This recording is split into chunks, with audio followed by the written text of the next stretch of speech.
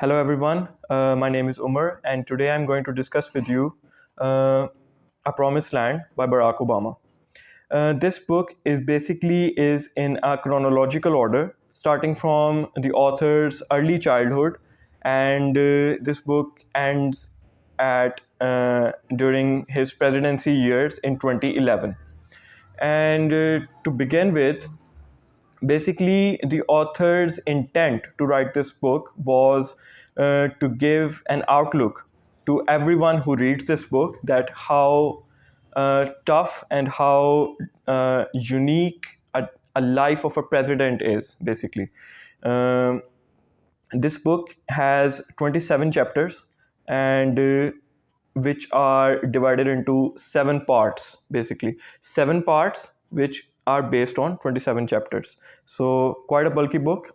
And I think the organization of this book's contents is quite sophisticated because the author addresses each portion of his life separately in each of these parts. For example, in part one of this book,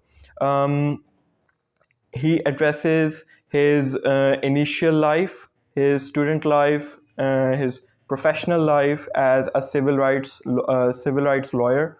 If you read this book, you will come to know that he had a quite idealistic approach to this world, but the experiences shaped him, and a person who was an idealist during his student life, how he slightly tilted towards a realist approach of solving political issues and huge geopolitical matters. He explained the role of his mother and the role of his grandparents in shaping his mentality and his ideology. In part two, it is a time period when he starts actually campaigning uh, for running for office. Okay, like as you know, in the U.S. political system, firstly a candidate has to compete with his fellows in the same party. Like he had his opponent, his most fierce opponent was Hillary Clinton in the Democrats party. He explained basically quite comprehensively in this part how the entire political machinery of United States work. And he explained a few rifts between him and Hillary, and how he campaigned, how because he did not financed his political campaign by himself. It was financed by the American public. So, how the whole system of donations work, political donations work in the US, how each and every state has its own significance when choosing a president of the United States, and all the fierce and competitive battles between the politicians, even in the same party. One has to become, because when you will compete with all of your fellows in the same, for example, in this Democrat party, then you will, after winning from all of these, then you will face the opposite party's candidate. And the same system goes in the, for example, in the Republican Party too. This part was, I mean, as a reader, I can say that it was quite intense because I was realizing something that as the book progressed from start to finish, each and every part became more and more intense. Intense in a sense that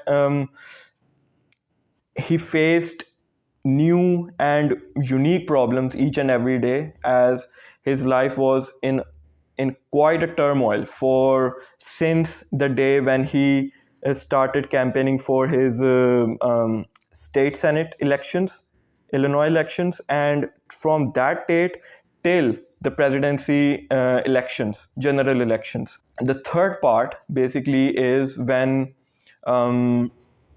he is elected president, because all the the competitiveness and the presidential debate system that the U.S. political system has, it has already been covered in the part two.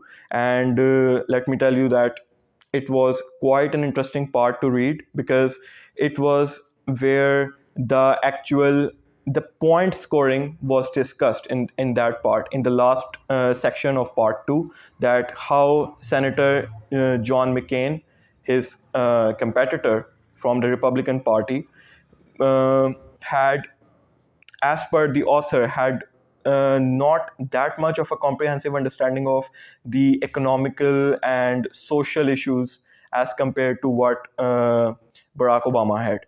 From the third part, I was feeling um, like at one point he is trying to solve one issue, he's addressing one issue, and at the same time, as soon as it gets resolved, or if he's in the middle of this issue, the another issue arises in the another part of the world. So, and he had to address that one too. So basically he was just juggling it between those issues and trying to resolve each one of them as much as he could. I would say that the most interesting thing I found about this book is that even though it's more than 700 pages of readings, um, I would say that I did not get bored at even any single page of this book, as compared to other books which I have read on these topics. You get a first person approach in when you are reading about these issues, like for example how President Obama tried to resolve the economic crisis issue of the recession of the 2008, and you get the first hand knowledge, the first hand most comprehensive knowledge, as much as you get, as much as you can get on these issues, as because the author basically describes each and everything in quite detail. There are many points in this book when the book gets quite technical, the book gets quite dry, but as a student of development economics and geopolitics, I am I was quite fascinated that how uh, in simple terms, in simple words, how he tried to explain each and everything, and I was able to understand.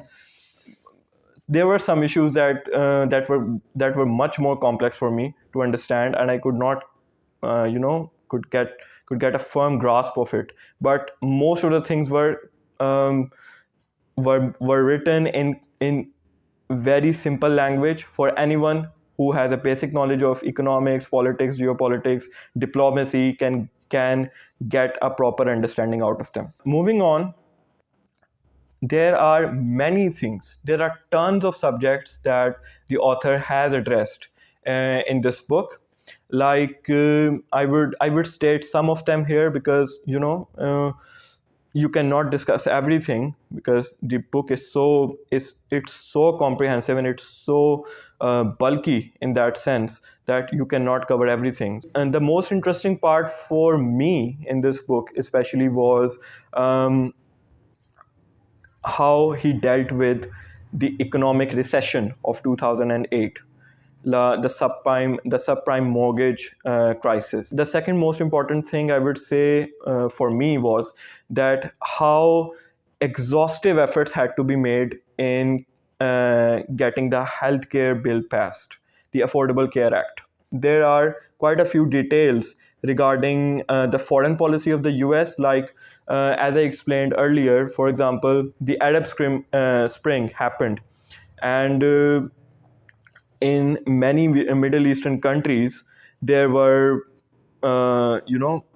rebellions were taking place by the public, and they wanted a regime change. The public wanted a regime change, and as at that time, and even now, the governments of these regions were quite authoritarian in nature. So that's why there was quite a civil unrest, quite a political instability going on there, and how he had to deal with each and every one of those of matters. That's all from my side, and If you have read this book, please let me know in the comment section, and do let me know that which part you like the most in this book, and which part would you like me to discuss more about this book. It's a must read for anyone who is interested in geopolitics, international relations, or stuff like that. So thank you very much for watching my video, and take care.